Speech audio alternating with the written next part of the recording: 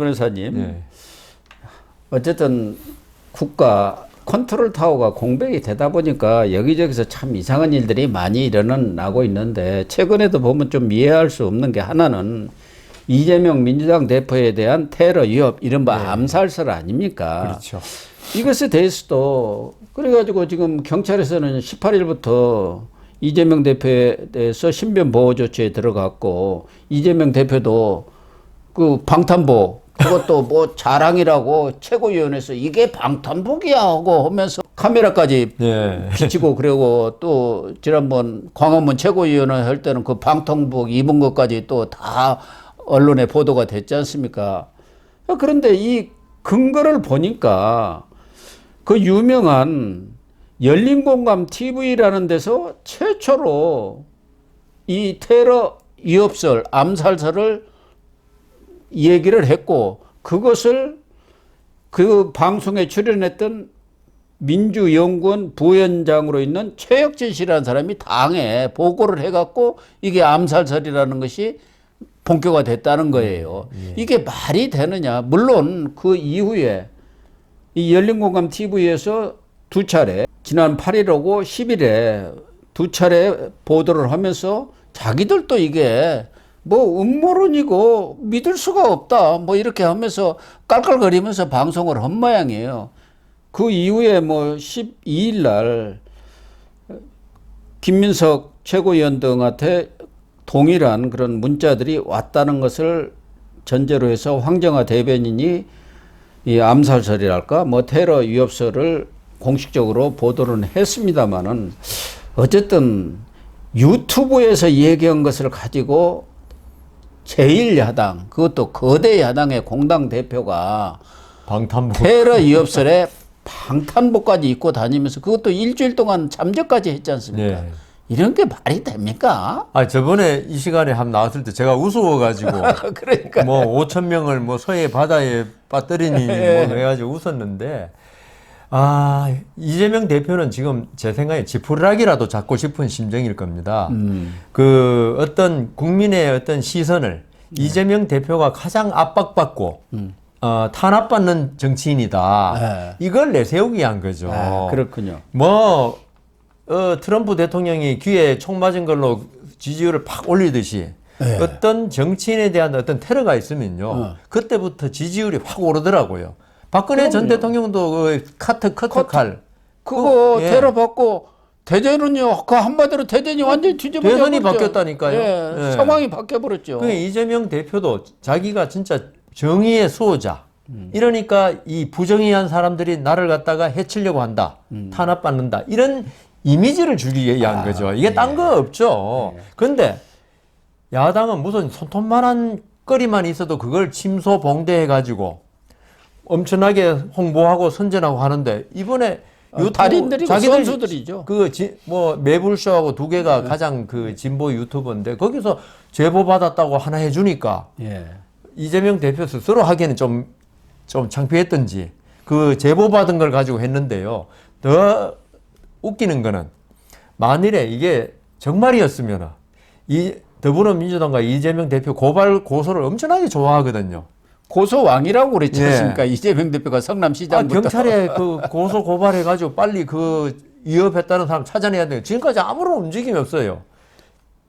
당연히 이건 뭐 경찰도 수사는 들어갔다고 합니다만은 고발을 해가지고 그 전화 받은 것도 있고 뭐 여러 가지 근거들이 있을 거 아닙니까? 더군다나 무슨 군 쪽에서 정보가 들어왔다 이렇게까지 발표를 했거든요, 대변인. 요새 같은 세상에 그걸 금방 찾죠. 그 통신 기록 조회하고 자기가 온 거는 있을 거 아닙니까? 누가 전화 걸었는지.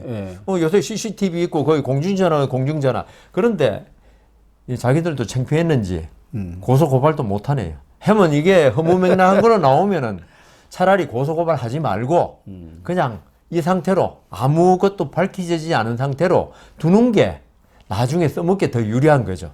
그래서 그런지 아주 그냥 이 퍼포먼스를 많이 하고 다니더라고요. 선글라스는 뭐 경호원들이 뒤에 그냥 몇 명이 사슬 경호원들 야, 이재명 대표가 정말 위험을 받고 있구나. 그러니까요. 이런 느낌을 주고 있지 않습니까? 그리고 방탄복도요.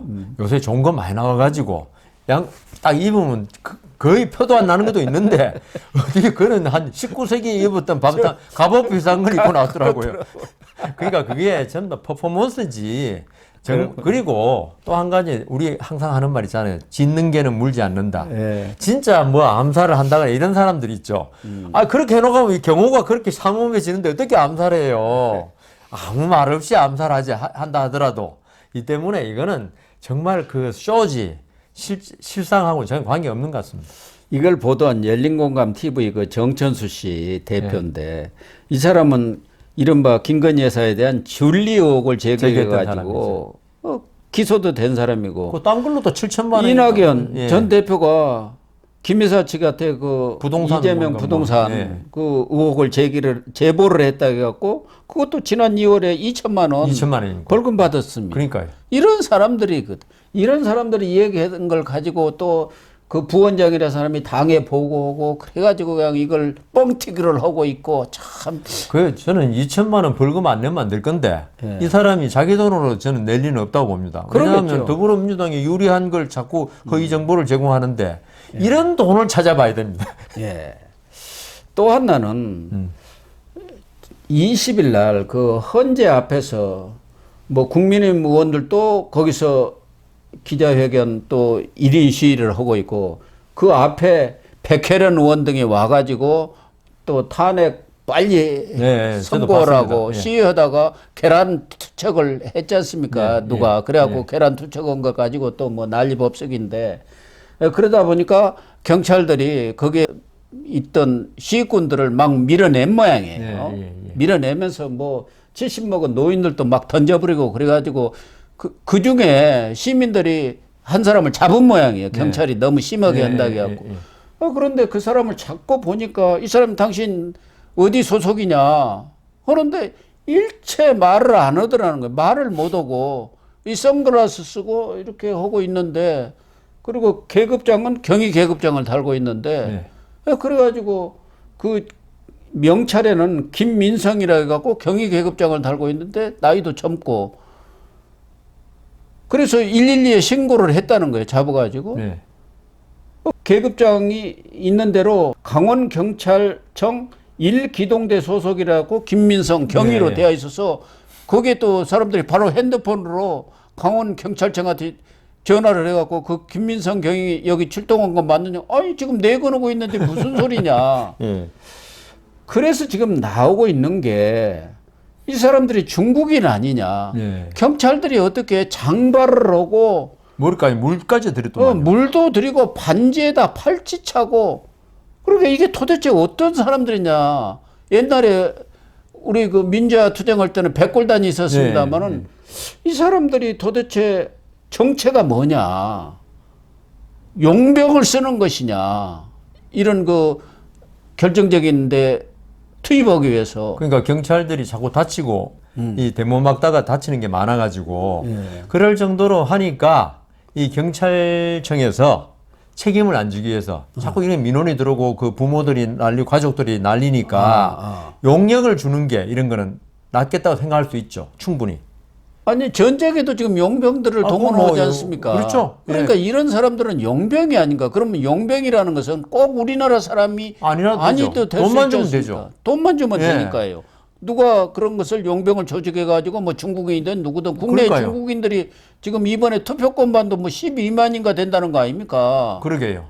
그래서 이 사람들이 근데 제일 의문나는 게 관동 성명을 요구했잖아요. 근데 말을 못 한다는 거예요. 말을 못 알아듣는 거예요, 이게. 뭐 이름 하면 알아들지 몰라도 관동 성명 우리가 쓰는 말 아닙니까? 그래 말을 못 하는 거 보면 왜냐하면 뭐 있고 어디 소속이고 금방 말할 수 있잖아요, 그거는. 아니 그래서 뭐 시민이 물어봐서 말을 못 하면 괜찮은데 112 신고하니까 그 근처 파출소에서 경찰이 나왔다는 거예요. 이장우 경찰이 나와서 물어봤는데 또 말을 못 하는 거예요. 알아들어야죠, 말을. 그러니까 이거는 경찰에서 일단 시위 막는 데만 우리 몰래 뭐 중국 공안이라는 설도 있는데 공안이 그럴 가능성이 좀 적고요. 중국 사람들을 동원하는 거 아니냐 아니면 적어도 국내에 체류하는 중국인 이런 조선 정도는 말을 하니까 이런 사람을 동원해가지고 시위 막는데 지금 앞에 제일 앞선 예. 보내고 있는 거 아닌가. 가장 위험한 데 보내는 예, 것 아닙니까? 예, 그러니까요. 예. 경찰도 다칠 수가 있고 예. 그러니까 그런데 용병을 투입하는 것 아니냐. 그러니까요. 그래서 이런 것은 말이 됩니까? 근데 복장은 경찰 그걸 다 했더라고요. 폴리스라고 돼 있고 경찰 그 마크하고 다 있더라고요. 견장은 있는데 또 계급장 없는 것도 있고 이 견장에다 계급장을 그러니까요. 달아야 하는데 그렇게 그냥 경찰 복 비슷하게만 비슷하게 입었지 입고 있더라고요. 실질적으로는 머리도 기르고 장발하고 또 어떤 경찰은 완전히 얼굴을 가려버렸다고만요. 그러니까 우리가 이때까지 경찰은 믿었잖아요. 네. 근데 이런 사태가 벌어지면 이번에 백혜련 그 의원 사태가 아니면은 전혀 모를 뻔했어요. 모르겠죠. 그러니까 우리 경찰이 이렇게 용병 쓰나? 우리 국민에 대해서 어떤 시위에 대해서 그 이렇게 치안을 유지하는 경찰이 우리 경찰이 아니다. 이거는 큰 문제죠. 이거는 지금 선관위 뭐 거기 연수원에 뭐 99명에 그런 게 문제가 아니고 이 경찰력을 갖다가 경찰력이라는 건 또 다른 얘기 다르죠. 아닙니까? 완전히. 그러니까 이런 사람들은 그냥 사람들 막 집어 던져불고 그랬다는 그렇죠. 거예요. 중국에서는 그렇게 하니까요. 그래서 거기에 70, 뭐 80 그런 노인들을 막 던지고 그래서 잡았다는 거 아닙니까? 예. 어떻게 이럴 수가 있느냐. 그래갖고 물어보니까 말도 못하고 뭐 선글라스에다가 이상한 복장하고 그러니까 국민의힘에서는 빨리 이거 국정조사 들어가야 됩니다. 경찰청장 상대로. 이런 것은 검찰에서 수사에 들어가야 하는 거 아닙니까? 이거 김민성이라든가 또 그 여러 가지 CCTV에 다 나와 있는 거 아닙니까? 네. 얼마든지 이거 수사하면 금방 밝혀질 수 있는 그게 내용 아니에요? 뭐 경찰청법인가 뭐 위반되는지는 그건 검토해 봐야 되겠고 우선 경찰에서 이런 일을 하고 있는지부터 빨리 확인해야 됩니다. 국회에서는 국민이면 뭔지 모르겠어요. 그러니까요. 이런 걸좀 이런 거 해야죠. 예.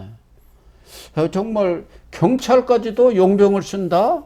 특히 그 위험한 지역에 그러니까. 그러다 보니까 이 사람들은 과격하게 진압을 하잖아요. 자기들이 안 다치려면 그러니까요. 예. 예. 우리 그 중국 어선들 서해에 예. 뭐 온갖 흉기 다 되고 예. 우리 해경들을 갖다 위협하고 예. 뭐 그 사람들이요 자기 목숨이 중요하지 시민이 중요한 게 아니잖아요. 자기 나라 국민도 아니고. 아무리 그런다고 하더라도 경찰이 아닌 사람을 경찰복 입혀갖고 시위라든가 그런 그건 현장에 저는 사실은 투입해갖고 진압을 한다고 납득이 안 가요. 이건 국가 공권력이 이건 정상적이지 무너진 않은 국가가 됐는데 지금. 정말 이해가 안 갑니다. 이 사건은 정말 검찰도 한번 수사에 나서야 할 일이고 국회에서도 이런 거야말로 국정조사를 그러니까 그게 해서 진짜 국정조사해야죠. 사실 여부를 밝혀야 하지 않겠나 그런 생각이 맞습니다. 듭니다.